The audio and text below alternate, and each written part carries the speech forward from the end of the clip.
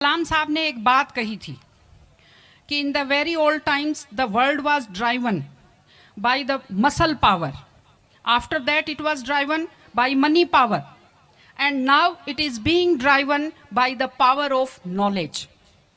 यानी पहले शरीर की ताकत से दुनिया चलती थी, उसके बाद कुछ दिन पैसे से दुनिया चली, और अब दुनिया कैसे चलती है? ज्ञान की ताकत से चलती है।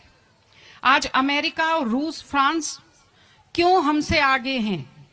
उनकी जनसंख्या भी कम है, शायद वो मेहनती भी हमसे कम है, लेकिन वो हमसे क्यों आगे हैं? क्योंकि उनके यहाँ शिक्षा का जो प्रसार था वो हमसे ज्यादा हुआ, वो हमसे ज्यादा एजुकेटेड हैं।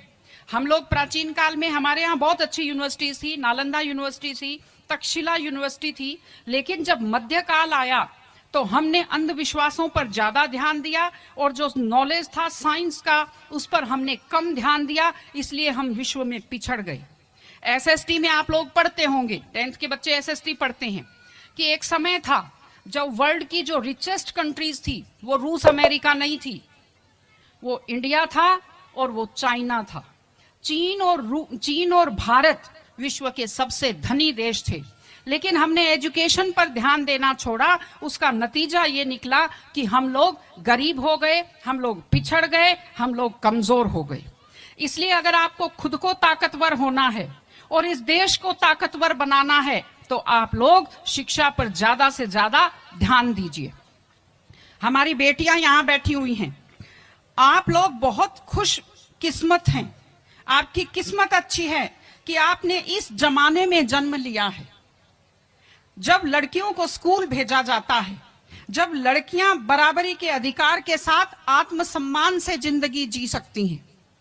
मैं अभी सोफे पर अकेली बैठी हुई थी, फिर उसके बाद शिफा जी आए और फिर उसके बाद संतोष जी आए, तो हमें जगह हमारी बढ़ती गई। मैंने कहा भाई पुरुषों सिंहासन खाली करो, महिलाएं आती हैं।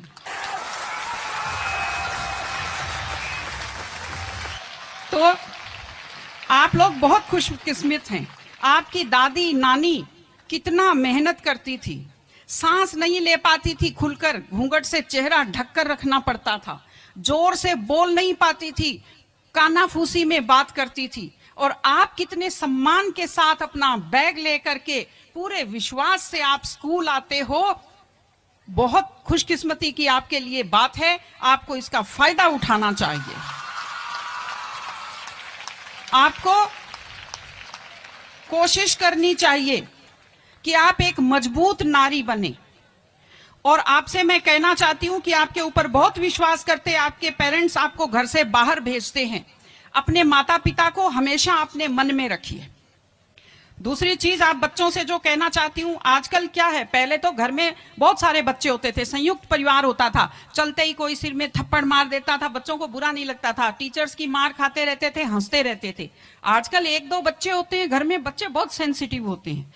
आप लोगों को जब आपके माता पिता टोकते हैं, आपके टीचर्स टोकते हैं, आपको बुरा लगता है। आपको बुरा नहीं लगना चाहिए, क्योंकि ये वो लोग हैं जो आपकी चिंता करते हैं। मैं आपको एक छोटा सा किस्सा सुनाऊंगी। एक गाय जंगल में चल रही थी, अचानक उसने देखा एक बाघ पीछे दौड़ा। गाय भी भागी जान बचाने के लिए, सामने दलदल था, वो दलदल में थोड़ा चली, वो दलदल में फंस गई। बाघ भी पीछा करता हुआ आया, वो भी दलदल में फंस गया, लेकिन गाय से थोड़ी दूरी पर था, चल नहीं पाया। तो गाय हंसी और उसने बाघ से कहा, बाघ तू तो गया, तू मरेगा।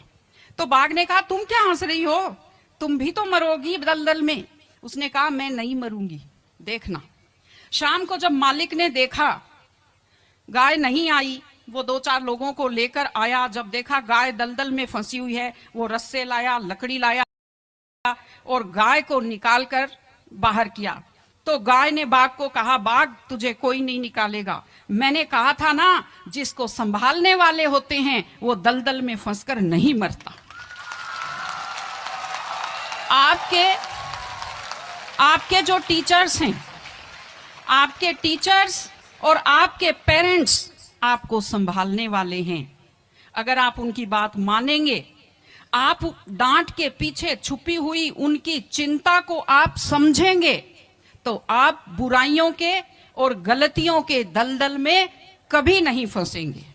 इसलिए अपने माता पिता को विशेषकर अपनी माँ का चेहरा अपने दिमाग में रखिए, अपने दिल में रखिए कि वो आपके ऊपर कितना विश्वास करते हैं, वो आपकी कितनी चिंता करते हैं, घर पे आपका इंतजार करते हैं, आपके लिए हमेशा वो दुआएं करते हैं। आपके माता पिता जब मंदिर में जाते हैं खुद के लिए कुछ नहीं मांगते, जब वो बचत करते हैं उस पैसे से खुद के लिए कुछ नहीं खरीदते, वो पैसा आप लोगों पर खर्च करते हैं। उनकी इस चिंता को समझिए, अपने टीचर्स की चिंता को समझिए। मैं आप सबको बहुत शुभकामनाएं